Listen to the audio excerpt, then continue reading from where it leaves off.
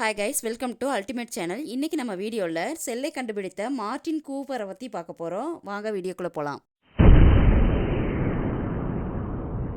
Martin Cooper December 26, 1928 இவர் பிறந்தார்.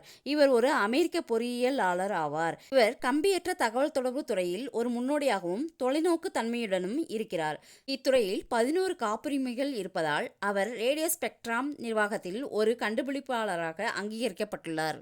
இவர் மோட்டோரோலா நிறுவனத்தில் 1970 பணியாற்றிய போது கூப்பர் முதல் கையடக்க செல்லிய தொலைபேசியை 1973 கண்டுபிடித்து 1983 சந்தைக்கு கொண்டு வந்தார். இவர் செல்லிட தொலைபேசியினுடைய தந்தை என்று போற்றப்படுகிறார். மேலும் ஒரு கையடக்க செல்லுலார் தொலைபேசி அழைப்பை பொதுமக்கள் முன்னிலையில் ஏற்படுத்திய வரலாற்றில் முதல் நபராகவும் இவர் கருதப்படுகிறார். இவர் 1950 இலினாய் தொழில்நுட்ப கழகத்தில் பட்டம் பெற்றார்.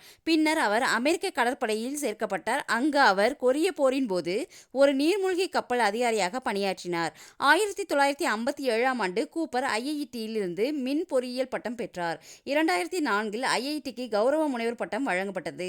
அவர் பல்கலைக்கழகத்தில் அறங்காவலர் குழுவில் பணியாற்றினார். இந்த வீடியோ உங்களுக்கு பிடிச்சிருந்துச்சுன்னா லைக் பண்ணுங்க, ஷேர் பண்ணுங்க, சப்ஸ்கிரைப் பண்ணுங்க. தேங்க்யூ.